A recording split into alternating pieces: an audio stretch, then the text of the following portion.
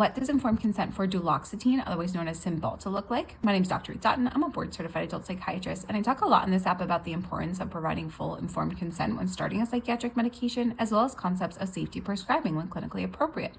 And I've been going through a series where each day I talk about one of our most commonly prescribed psychiatric medications, and I go through the informed consent process as I would with one of my patients. So today we're talking about duloxetine, and duloxetine is an SNRI, which means that it is a selective serotonin and norepinephrine reuptake inhibitor. So what this means is that it has all of the properties of an SSRI plus more because of the norepinephrine activity.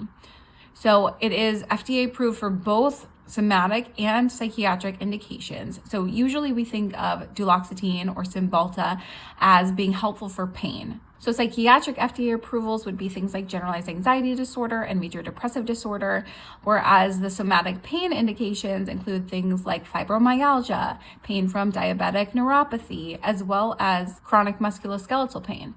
There are also additional off-label uses, both psychiatric and somatic. So psychiatric off-label uses might be for things like panic disorder or social anxiety, whereas off-label uses for somatic indications could include things like chemotherapy-induced neuropathy, osteoarthritis pain, stress urinary incontinence in both men and women. As far as side effects, this is going to have all the same potential side effects as an SSRI. So things like headache, dizziness, upset stomach. We do recommend taking it with food because this can help with this side effect. There can be changes in appetite, which of course can lead to changes in weight.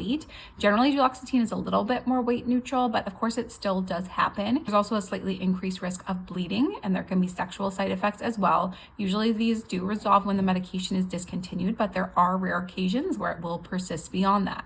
There can be dry mouth, dry eye, increased sweating, fatigue. Sometimes it is more calming or sedating, and so it would be better to take it at night if that's how it affects you. But for others, it's activating, and so it's better to take it in the morning.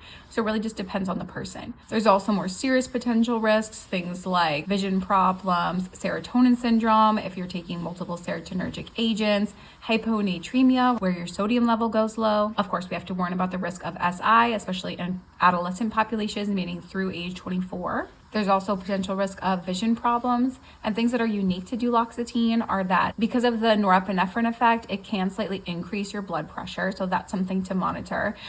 This is not unique to duloxetine, but like a lot of psychotropic medications, there is the risk of prolonging the QTC interval, which increases your risk of a dangerous arrhythmia. So if you have a cardiac history, if you're having palpitations, or if you're on multiple medications that can cause QTC prolongation, it's important to get an EKG so that your primary care or your cardiologist can clear you. Other things unique to duloxetine include that it's not safe for people who have known severe liver or kidney damage. If someone's already on it and we're realizing that they have one of these conditions, then we may need to adjust the dosing to be lower, or we may need to taper off. Just depends on the case. But if someone has known liver or kidney failure, I'm going to avoid this medication.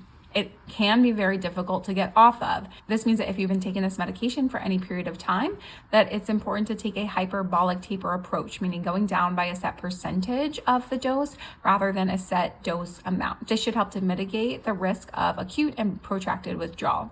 So after going through all this, I would answer any questions they might have, and we would go forward making a shared decision from there. If there's another psychotropic medication that you want to hear me go through the informed consent process for, then please put it in the comments below. I'm also putting together an email list because I may have future courses or offerings or resources, and I want to be able to share those directly with you all. So if that's you, send me a DM with your email, and I'll see you in the next one.